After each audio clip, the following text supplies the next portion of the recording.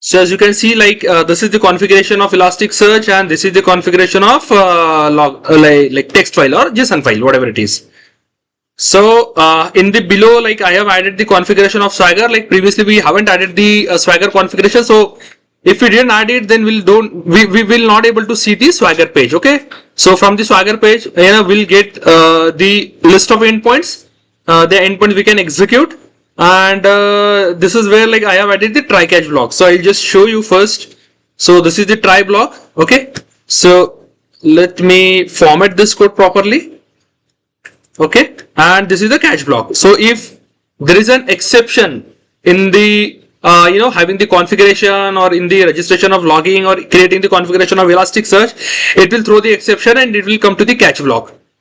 So, and if it is come to the catch block, it will log the fatal error. So we'll get to know whether application is running perfectly or not. Okay, and this is final block which I have added. It is required for Elasticsearch. We'll have to close it and flush it once the application is closed out. So these are the changes I made. I'll just show you in the request middleware also.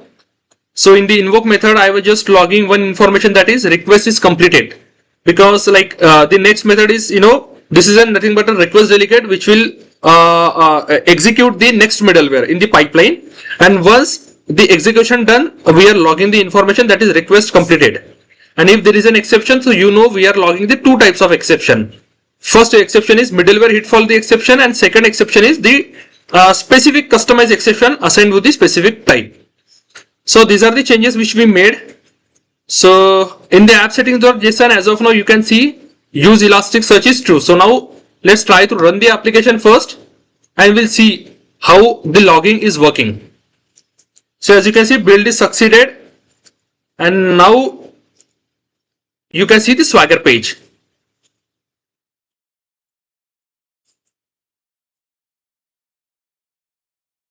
So as you can see, this is the Swagger page where you can find all the endpoints, the success, not found, and business, and weather forecast. It is a default controller which was created at the initial time of project creation. Now let's try to execute the first success endpoint.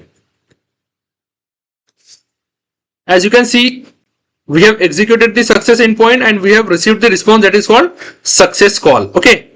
Now it's time to check the index first. Okay. So I will show you the index which we have created. So in the program.c, in the app settings.json, you can find the index which we have created, that is .NET logs demo. Okay, so whatever data we are storing, it should store inside that .NET-logs-demo index. Now it's time to go to the Elasticsearch page and check whether our request is getting logged successfully or not.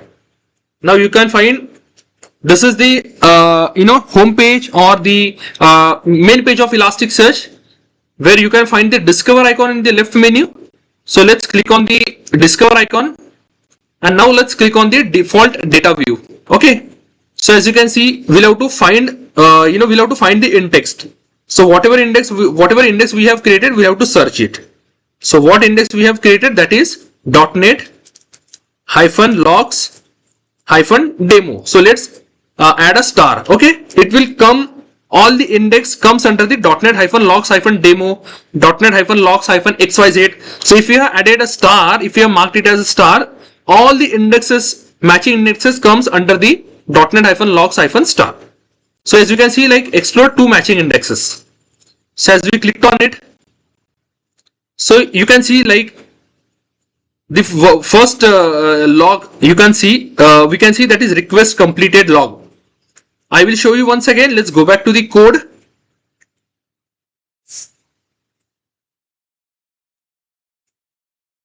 Okay, I will show you once again. Let's go back to the code to see. Okay, let me open the Visual Studio once again. Okay, my Visual Studio is not appearing. 1 minute. Okay, so in the Visual Studio, you can see if we go to the request middleware, I show you. In the success callback, after execution of the next middleware, we are logging this information, that is request log completed. The same log you can find into the Elasticsearch. So if you go to the Elasticsearch browser again, So you can find the same log has been added, that is request log completed. So we have a chance to open the complete object here. So you can find this is the detail JSON object where you can find the request path. As you can see, what is the request endpoint, that is API-login-success. So this endpoint also been logged. Okay, the message, whatever message we have passed, that is request log completed. So message is being logged into the message.keyword and message template.keyword. So all the information, logging information, you can find inside this Elasticsearch JSON. So you can find the machine name. So my machine name is Nikhil. So you can find all the details of log, like what kind of log information, what kind of logging trace, what kind of a message that we are passing, what kind of a machine name who is logging the details. All the details you can find inside this Elasticsearch logging. Okay, this is the first endpoint which we have executed. Now let's try to execute the second endpoint, that is errors endpoints. Okay, so let's go back to the Swagger page again. Now this is the Swagger URL. Okay, so first endpoint we have executed. Now let's try to execute the second endpoint, that is API-logging/not found. Let's try to execute the not found endpoint. Okay, now you can see something went wrong. So let's go back to the code. Okay, now let's go back to the code. Okay, so in the request middleware, when there is an exception comes, we are logging the two types of information. First is middleware hit for exception, and second is the logging for specific exception type. So what endpoint we have executed, that is not found. If you go to the controller, we have execute this not found exception. Okay, and not found endpoint is throwing the not found exception. So in the request middleware, request response middleware, the expected would be this case should be executed, and we are expecting not found exception occurred in the request. This log information should get logged into the Elasticsearch. Okay, now let's go back to the Elasticsearch to check whether it logged the proper or appropriate exception or not. Now we are into the Elasticsearch page where you can find the refresh button on the top right corner. Let's click on the refresh button. As you can see, there are two logs has been happened in the Elasticsearch. First, middleware hit for the exception. Let's go back to the code. I will show you once again so that no confusion. Okay, let's go back to the code. See, this is the invoke method, this is the catch block, and where we are logging the first log information, that is middleware hit for the exception. The same exception you can find into the Elasticsearch. Let's go back to the browser again. As you can find the exception, you can find here that is middleware hit for the exception with logo, and second exception is not found exception. So this is the second exception type. Let's open this complete object where you can find the API endpoint, that is API/logging/not found. Then you can find the complete stack trace. Okay, now let's go down where we can find the message. As you can find message template, that is not found exception occurred in the request. Correct? Okay, invalid input means I will show you again. Okay, there are two types of message we are passing. Let's go back to the code to get the clear understanding. So if you go to the controller, so from the controller, whatever we are passing, that is invalid input. And if you go to the request middleware, whatever information we are logging, that is not found exception occur in the request. So both the messages getting logged into the Elasticsearch. So let's go back to the Elasticsearch browser, Elasticsearch UI again. So in the JSON, in the message section or message body, you can find the invalid input, the text which we are passing from the controller, and the text which we are passing from the request response middleware, that is not found exception occurred in the request. So this exception or this exception message has been stored into the message template.keyword. So this is how you can see, or we can say that we are successfully perform the logging into the Elasticsearch from the .NET application. Now let's go back to the code once again. As you can see, in the app setting.json, we have made the use Elasticsearch is true, means this configuration is made for logging the data into the Elasticsearch. Now let's make it as false.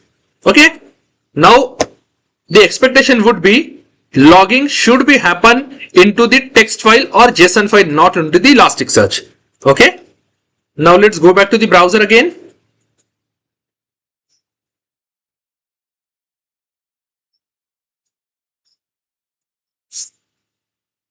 Okay, now let's go back to the browser.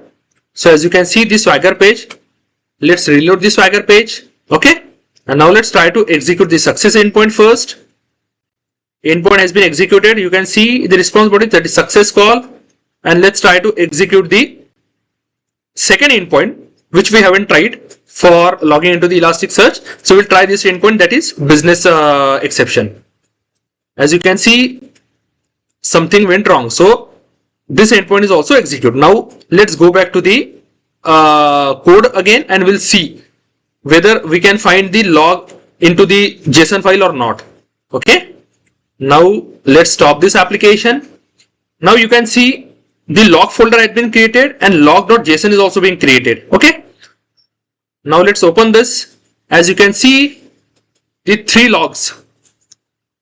First is request completed log. This log is for success callback. Second is the exception, the business, business exception endpoint which we have created. The second endpoint is middleware hit for the exception. If you go to the request and response middleware, so in the catch block, so as you know, like we are logging the two types of information. First is just letting customer know that middleware hit for the exception, and second exception is the specific type of exception. So the endpoint which we have executed, that is business exception endpoint. So what we're expecting, business exception occurred in the request. So let's go back to the logs folder and logs.json file again. So you can find two different types of exception. The first exception is the request completed log exception, the success endpoint which we have executed, and the second endpoint which we have executed, that is business exception or business validate endpoint. What we can say, like business exception endpoint. So we are expecting two logs. First is middleware hit for the exception. Second is business exception occurred in the request. So we can successfully say that, or we can confidently say that our logging into the Elasticsearch and logging into the text file based on the flag is working successfully, and we have completed this code end to end. Don't worry about it. I will give you the complete code on. I will give you the complete code with GitHub repo into the YouTube video in the description. Comment me if you need more useful content or more specific .NET or Angular related content, so that I can make a video and I'll try to present it in front of you. Thank you.